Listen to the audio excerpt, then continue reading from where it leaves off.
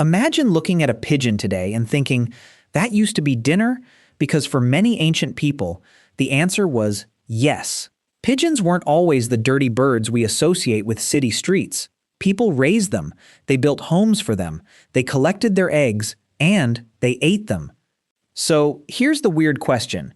If humans already figured out pigeons were edible, why didn't pigeons become one of the world's biggest food animals?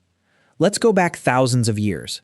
Before supermarkets, refrigerators, and industrial farms, getting meat wasn't simple. You either hunted it, caught it, or raised it, and pigeons had some useful advantages. They were small, they reproduced quickly, they didn't require enormous amounts of land, and they were remarkably good at living around humans. That made them surprisingly practical. Ancient communities could encourage pigeons to nest near them, collect young birds, and turn them into food. In some places, people even built specialized structures called dovecotes to house large numbers of pigeons. The bird wasn't a nuisance, it was livestock, and that distinction matters. Because ancient humans weren't looking at pigeons the way we do today. They weren't thinking about birds covering statues with droppings. They were thinking, can this animal feed my family? And pigeons passed the test. But then humans discovered something even more useful: other birds. Chickens, ducks, geese, and eventually chickens became incredibly important. Why? Because chickens could provide something pigeons couldn't match as easily: eggs. A chicken could give you eggs regularly while also eventually providing meat.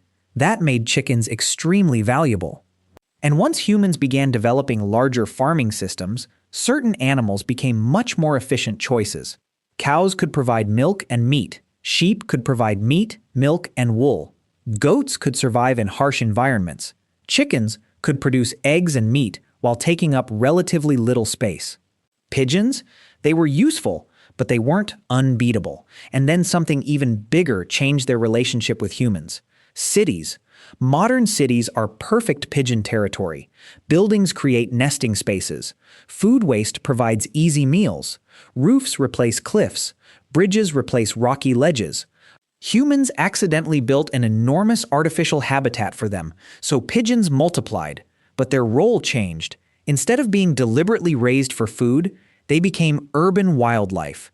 And once millions of pigeons started living around streets, train stations, parks, and buildings, people stopped seeing them as livestock. They became pests. And that's where culture gets really interesting, because the exact same animal can mean completely different things depending on where you live. A pigeon raised on a farm can be food. A pigeon walking around a city can be considered disgusting. The bird hasn't necessarily changed. Our relationship with it has. But pigeons never completely disappeared from human diets. Even today, pigeon is still eaten in some cultures. In parts of the Middle East and North Africa, traditional dishes use pigeon as an ingredient. So technically, humans never really stopped eating pigeons. We just stopped eating them everywhere. And there's another reason. Modern food systems are incredibly specialized. We don't raise animals simply because they're edible. We raise animals that are economically efficient. That means an animal needs to grow efficiently, reproduce reliably, be easy to transport, and produce enough useful food to justify the cost. Chicken became incredibly good at this. Pigeons? Not so much. So chicken farms expanded. Pigeon farms didn't. And eventually, most people grew up seeing chicken as food and pigeons as birds. That sounds obvious, but it isn't. Because what humans consider edible isn't determined purely by biology. It's shaped by culture, economics, history, and habit. Think about it. People eat animals that other cultures would never consider food. Some people eat insects. Some eat snails. Some eat horses. Some eat pigeons. Others find those ideas completely strange. There's no universal human menu. Our ancestors experimented with whatever their environment gave them, and sometimes those experiments became traditions.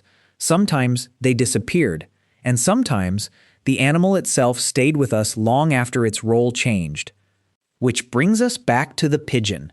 The next time you see one walking across a sidewalk, remember that you're looking at an animal humans have raised, bred, cooked, and eaten for thousands of years. The modern city pigeon may look like a useless nuisance, but its history with humans is much stranger.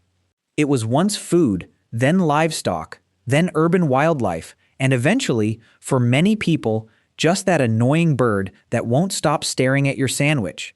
Maybe that's the real lesson. Animals don't decide whether they're food, humans do, and what we put on our plates can change dramatically over thousands of years.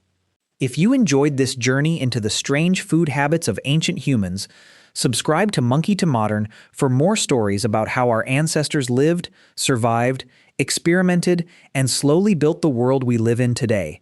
And I'll see you in the next one.